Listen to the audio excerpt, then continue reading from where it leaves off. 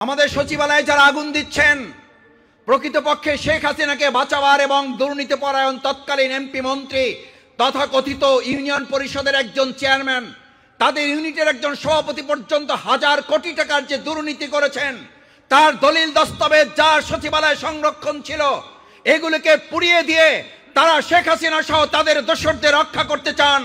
যেই দোসররা এই কাজে সম্পৃক্ত হয়েছেন কান খুলে শুনে রাখুন, এই সমস্ত কাগজ পুড়িয়ে ফেললেও 18 কোটি মানুষের দুই চোখ আপনারা অন্ধ করতে পারবেন না। তাদের সাক্ষীর বিনিময়ে বিচার হবে, ফাঁসির কাস্টে তাদেরকে ঝুলাতে বাধ্য করা হবে। এখন তো সচিবালয়ে কয়েকটা ফ্লোরে আগুন দিয়েছেন, বিগত 17 বছর আপনারা পেট্রোল ঢেলে ঢেলে বিভিন্ন বাসগুলোতে আগুন জ্বালিয়ে আমাদের ভাইদের, যাত্রীদের, বোনদের পুড়িয়ে দিয়ে বিরোধী দলের নামে মিথ্যা মামলা সাজিয়ে আমাদেরকে দমন করতে পারেন নাই। আপনারা আমাদেরকে আগুন দিয়ে দমন করতে পারবেন না। আগুন সন্ত্রাসী হিসাবে আপনি টেলিভিশনে বক্তৃতা করতেন, আর এদেশের 18 কোটি মানুষ জানতো ওই আগুন সন্ত্রাসের হোতা ছিল শেখ হাসিনা নিজে। এই আগুন সন্ত্রাসের মদতদাতা ছিল বাংলাদেশের বাইরের একটা গোয়েন্দা সংস্থা। এখনো আমরা দাবি করছি, জনগণ মনে করে সচিবালয়ে আগুন দেওয়ার পিছনে শেখ হাসিনা এবং তথাকথিত ওই গোয়েন্দা সংস্থার হাত রয়েছে। আসসালামু আলাইকুম ওয়া রাহমাতুল্লাহি ওয়া বারাকাতুহু। ভিন্ন ধর্মাবলম্বী যারা আছেন, আমরা আমাদের অন্তঃস্থল থেকে ভিন্ন ধর্মাবলম্বী ভাইদের প্রতি আন্তরিক ধন্যবাদ, কৃতজ্ঞতা, শুভেচ্ছা জানাচ্ছি। বাংলাদেশ জামাত ইসলামীর সকল প্রোগ্রামগুলোতেই আপনারা অত্যন্ত স্বতঃস্ফূর্তভাবে ভালোবাসা নিয়ে, আবেগ নিয়ে এবং বাংলাদেশ জামাত ইসলামের প্রতি আপনাদের সহানুভূতি নিয়ে একটি পরিবারের মতো করে বাংলাদেশকে গড়ে তোলার লক্ষ্যে আপনারা আমাদের পাশে এসে দাঁড়ান এবং এই প্রোগ্রামগুলোকে আপনারা উৎসাহিত, উজ্জীবিত করেন। আপনাদের প্রতি আন্তরিকভাবে কৃতজ্ঞতা, ধন্যবাদ জ্ঞাপন করছি।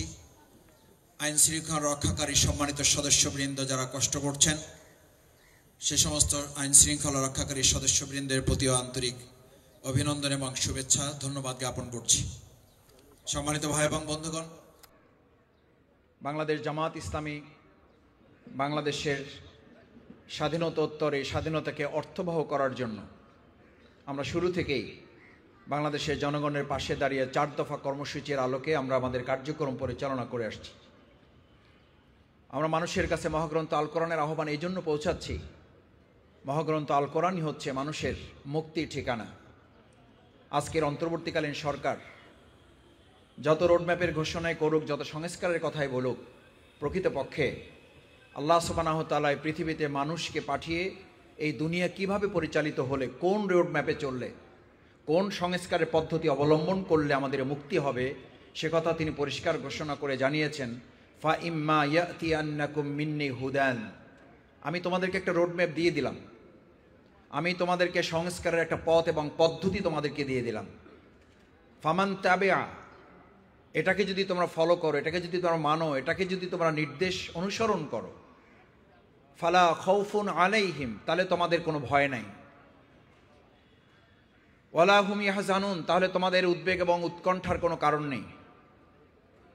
আল্লাহ সুবহানাহু ওয়া তাআলা যেহেতু মহাগ্রন্থ আল কোরআনকে একটা রোডম্যাপ উল্লেখ করেছেন, এটাকে সংস্কারের মূল প্রতিপাদ্য উল্লেখ করেছেন, বাংলাদেশ জামাত ইসলামী সেজন্য মনে করে আমরা কোরআনকে অনুসরণ করি, আমাদেরকে আর কোনো রাষ্ট্রকে অনুসরণ করার প্রয়োজন নাই। আমরা যেহেতু মহাগ্রন্থ আল কোরআনের মাধ্যমে আল্লাহকে ভয় করি, সুতরাং পৃথিবীর আর কোনো বন্দুকের নল এবং রক্ত চক্ষুকে আমাদের ভয় করার প্রয়োজন নাই।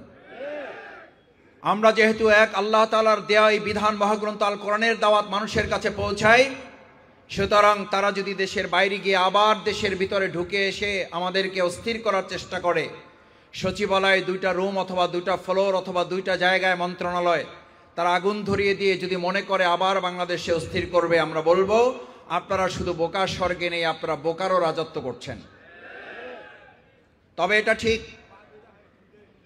আমি ছাত্র জীবনে আমাদের সম্মানিত বিশ্ববিদ্যালয়ের শিক্ষকদের কাছ থেকে শুনতাম, তারা বলতেন আওয়ামী লীগ এমন একটা দল, এই দল যদি সরকারে থাকে তাহলে জনগণের অবস্থা খারাপ, এই দল যদি বিরোধী দলে থাকে তাহলে জনগণের অবস্থা আরও খারাপ। আর এখন মানুষের কাছে স্লোগান এসেছে, এরা যদি বাংলাদেশে না, বাংলাদেশ থেকে পালিয়ে গিয়ে পৃথিবীর যে প্রান্তে থাকুক, গোটা পৃথিবী তাদের কারণে অস্থির হয়ে যায়। তার প্রমাণ আমরা গত কয়েকদিন আগে পত্রিকায় এখনো দেখছেন, এই দেশ থেকে পালিয়ে গিয়ে পার্শ্ববর্তী তাদের রাষ্ট্রে গিয়ে সেখানে আমাদের মা বোনদের ইজ্জত নষ্ট করে ধর্ষণ মামলায় প্রায় 1 ডজনের বেশি সেখানে চুরি করে তারা গ্রেপ্তার হয়েছে। আওয়ামী লীগের এই সমস্ত সন্ত্রাস এবং ধর্ষণকারীরা বাংলাদেশ থেকে পালিয়ে গিয়ে অন্য একটা রাষ্ট্রের আমাদের মা বোনদের ইজ্জত নষ্ট করে, গরু চুরি করে, ছাগল চুরি করে, কারণ বিগত 15 বছরের অভ্যাস তো এখন তারা চাইলেও ছাড়তে পারতেছে না। সম্মানিত ভাই এবং বন্ধুগণ, মহাগ্রন্থ আল কোরআনের এই বিধানের আলোকেই বাংলাদেশ জামাত ইসলামী মনে করে এদেশের মানুষের ভাগ্যের পরিবর্তন হওয়া সম্ভব। কারণ আল্লাহ সুবহানাহু ওয়া তাআলা পরিষ্কার কোরআনে ঘোষণা করেছেন, ইনিল হুকমু ইল্লা লিল্লাহ। বাংলাদেশ জামাত ইসলামী বলে না আসেন জামাত ইসলামীর আইনে দেশ পরিচালনা হোক। বাংলাদেশ জামাত ইসলামী এটা বলে না মাওলানা মওদুদী রহিমাহুল্লাহ এটা বলেছেন এটার আলোকে পরিচালিত হোক। আজকে আমরা যে ময়দানে বসে এই কাজ করছি, সম্মেলন করছি, আমাদের অত্যন্ত প্রেরণার এবং মর্যাদার বাংলাদেশ জামাত ইসলামী বাংলাদেশের সম্মানিত সাবেক আমির, বর্ষিয়ান মজলুম জননেতা, যিনি বাংলাদেশে গুরুত্বপূর্ণ অনেকগুলো ভূমিকার মধ্যে ভাষা আন্দোলনের অগ্রণী সেনানী ছিলেন, বাংলাদেশের এই তত্ত্বাবধায়ক কেয়ারটেকার সরকারের যিনি রূপকার ছিলেন, যিনি বাংলাদেশের মানুষের ভাগ্যের পরিবর্তনের জন্য ভূমিকা পালন করেছেন, সেই অধ্যাপক গোলাম আজম রাহিমাহুল্লাহর স্মৃতি বিজড়িত অঞ্চল, তার কথার মাধ্যমে তো আমরা বলি না যে আসেন গোলাম আজম রাহিমাহুল্লাহ এই কথা বলেছেন, তার আলোকে আমাদেরকে পথ চলতে হবে। সম্মানিত ভাই এবং বন্ধুগণ, বাংলাদেশ জামাত ইসলামী সেই দাওয়াত এবং তাবলীগের মাধ্যমে মানুষের কাছে ইসলামের আহ্বান এ কারণে পৌঁছাতে চায়, বাংলাদেশের স্বাধীনতার অর্জনের 53 বছর পর অতিবাহিত হলেও আমরা আমাদের জাতির এবং দেশের মানুষের ভাগ্যের পরিবর্তন করতে পারলাম না কেন? বাংলাদেশ জামাত ইসলামী দেশ স্বাধীনের পরে সেই সময় যে কথা বলেছিল, আজ 53 বছর পর মানুষ সেই কথা বলা শুরু করেছে। আমরা আমাদের বাংলাদেশকে একটি দেশ থেকে স্বাধীন করে আরেকটি দেশের খপ্পরে পড়লাম। সেখান থেকে আজ আমাদের এই তরুণ ছাত্র জনতা এখন সে কারণে স্লোগান দেয়, ঢাকা না দিল্লি, ঢাকা ঢাকা।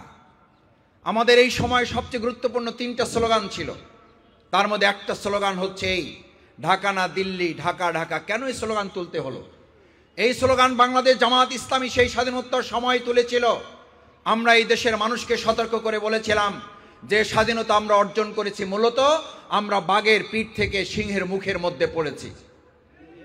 সিংহের মুখের মধ্যে পড়ার কারণেই বিগত 17 বছরের সরকার বাংলাদেশকে একটা অঙ্গরাজ্য বানানোর অংশ হিসাবে শেখ হাসিনা বাংলাদেশের প্রধানমন্ত্রী না হতে পারার ক্ষোভের কারণে সেই দেশের সরকার মাঝে মধ্যে আমাদের শেখ হাসিনাকে মুখ্যমন্ত্রী হিসাবে সম্বোধন করত। কারণ তারা জানতো এই শেখ হাসিনা বাংলাদেশের মানুষের নির্বাচনে নির্বাচিত প্রধানমন্ত্রী নন।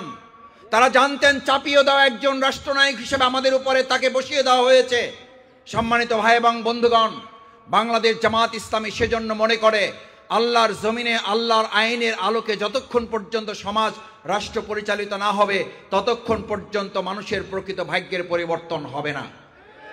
আজ পররাষ্ট্রনীতির দিক থেকে যদি আমরা এই কথাটি ঘোষণা করতে পারি, আলা লাহুল খালক ওয়াল আমর, সৃষ্টি যার, আইন চলবে তার, আমরা যদি এই কথা ঘোষণা করতে পারি, লা তাখশা ইল্লাল্লাহ, এক আল্লাহ ছাড়া আমরা কাউকে ভয় করি না, এই কথা যতক্ষণ পররাষ্ট্র মন্ত্রণালয় ঘোষণা করতে না পারবে ততক্ষণ আমাদের সীমান্তে আমাদের ভাই বোনদের হত্যা বন্ধ হবে না। যতক্ষণ পর্যন্ত আমরা এই কথা ঘোষণা করতে না পারবো সুদ এবং ঘুষ আল্লাহ হারাম করেছেন ততক্ষণ পর্যন্ত বাংলাদেশ অর্থনৈতিক সমৃদ্ধি অর্জন করতে পারবে না।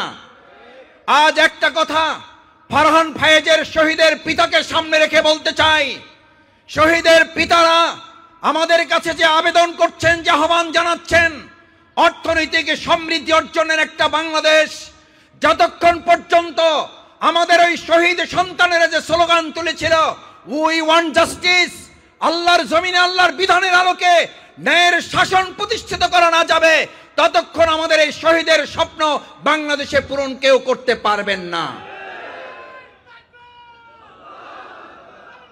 ভাই এবং বন্ধুগণ, অর্থনৈতিক সমৃদ্ধির জন্য তাই কোরআনে বর্ণিত সেই ঘোষণা আমাদেরকে দিতে হবে, আলা তাবজিরু, তোমরা অর্থনৈতিক ব্যয় থেকে, অপব্যয় থেকে তোমাদেরকে হেফাজত করো।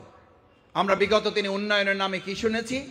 আমাদের একটা পদ্মা সেতুতে যে দুর্নীতি করা হয়েছে, এই পদ্মা সেতুর দুর্নীতির টাকা দিয়ে আরো 3টা পদ্মা সেতু বাংলাদেশে তৈরি করা সম্ভব ছিল। আমাদেরকে উন্নয়নের রোল মডেলের কথা শোনানো হয়েছে। আসলে উন্নয়নের রোল মডেলের পরিবর্তে আমাদেরকে দুর্নীতির রোল মডেলে পৃথিবীকে পরিচিত করে দেওয়া হয়েছে। আমাদের সচিবালয়ে যারা আগুন দিচ্ছেন, প্রকৃতপক্ষে শেখ হাসিনাকে বাঁচাবার এবং দুর্নীতি পরায়ণ তৎকালীন এমপি মন্ত্রী তথাকথিত ইউনিয়ন পরিষদের একজন চেয়ারম্যান, তাদের ইউনিটের একজন সভাপতি পর্যন্ত হাজার কোটি টাকার যে দুর্নীতি করেছেন, তার দলিল দস্তাবেজ যার সচিবালয়ে সংরক্ষণ ছিল, এগুলোকে পুড়িয়ে দিয়ে তারা শেখ হাসিনা সহ তাদের দোসরদের রক্ষা করতে চান। যেই দোসররা এই কাজে সম্পৃক্ত হয়েছেন, কান খুলে শুনে রাখুন, এই সমস্ত কাগজ পুড়িয়ে ফেললেও 18 কোটি মানুষের 2 চোখ আপনারা অন্ধ করতে পারবেন না। তাদের সাক্ষীর বিনিময়ে বিচার হবে, ফাঁসির কাস্টে তাদেরকে ঝুলাতে বাধ্য করা হবে।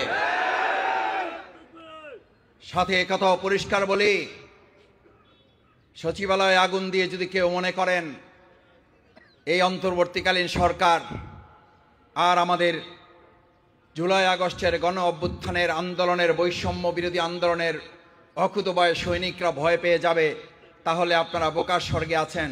কারণ আপনারা জুলাই আগস্টের গণ অভ্যুত্থান শুধু নয়, এখন তো সচিবালয়ে কয়েকটা ফ্লোরে আগুন দিয়েছেন।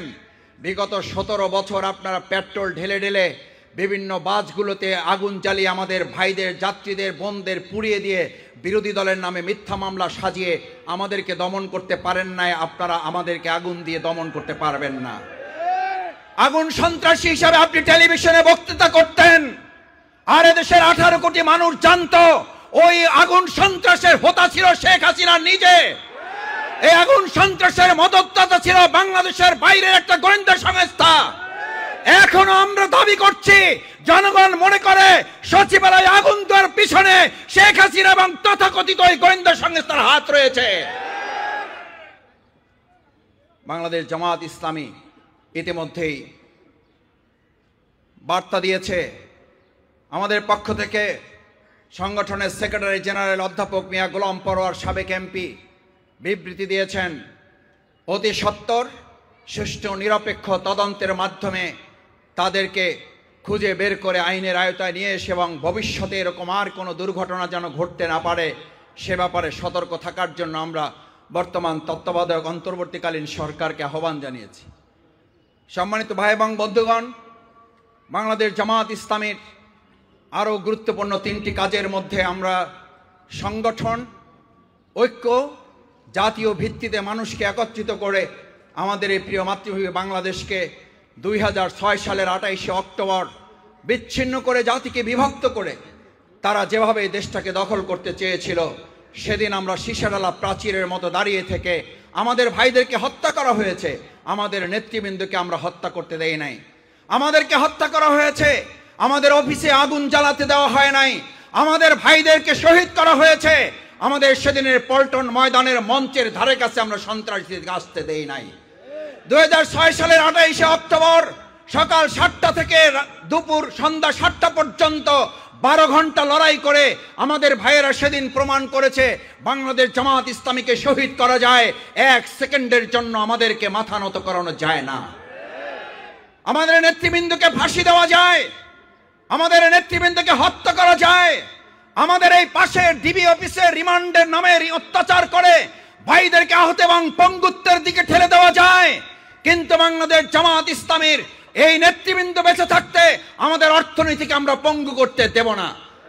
আমাদের শহীদরা হাত হারিয়ে পঙ্গু হয়েছেন এই কারণে, তারা পঙ্গুত্ব বরণ করেছেন দেশের অর্থনীতিকে পঙ্গুত্ব থেকে বাঁচানোর জন্য। আমাদের অসংখ্য ভাই হাত এবং পা হারানো ভাইদেরকে যখন জিজ্ঞেস করা হয়েছে আপনার একটা হাত চলে গেছে, আপনার অনুভূতি কি, তিনি হাসি দিয়ে বলেছিলেন, আমার একটা হাতের পঙ্গুত্ব বরণ করার মধ্য দিয়ে বাংলাদেশের পঙ্গু অর্থনীতিকে যদি বাঁচানো যায়, আর একটা হাতও আমি দিতে প্রস্তুত আছি।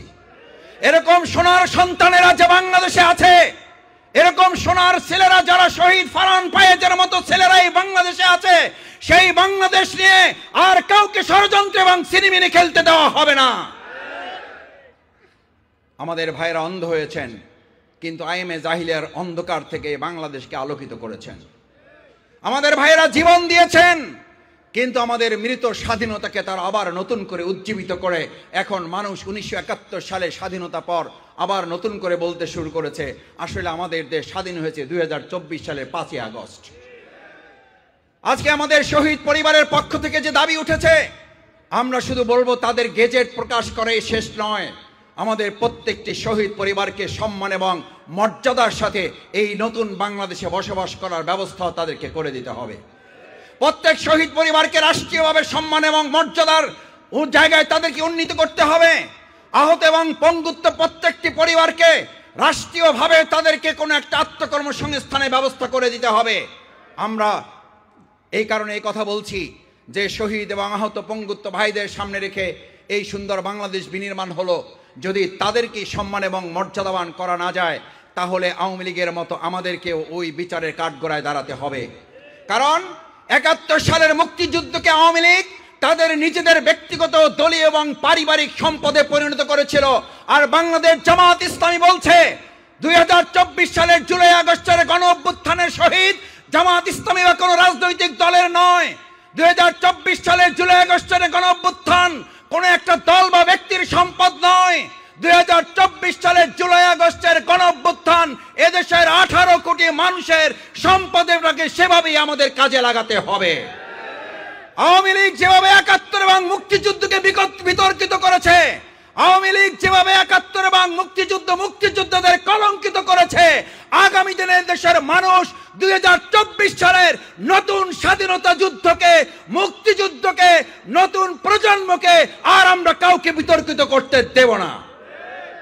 সম্মানিত ভাই এবং বন্ধুগণ, তাই আসুন আমাদের এই সুন্দর মাতৃভূমি বাংলাদেশকে গড়ে তোলার লক্ষ্যে বাংলাদেশ জামাত ইসলামী সৎ লোকের শাসন, আল্লাহর জমিন, আল্লাহর আইন এবং একই সাথে আমরা সংস্কারের মাধ্যমে আমাদের দেশের মানুষকে আজ যদি ভালো জায়গায় নিতে হয় তাহলে শুধু সচিবালয় রক্ষার পাশাপাশি আমাদেরকে মাথায় নিতে হবে যে সমস্ত দোসররা আছে তাদেরকে চিহ্নিত করে গ্রেপ্তার করার পাশাপাশি সৎ, যোগ্য, দক্ষ, দেশপ্রেমিক অফিসারদেরকে বাংলাদেশ পরিচালনা বিভিন্ন জায়গায় এখনো বঞ্চিত করে রাখা হয়েছে।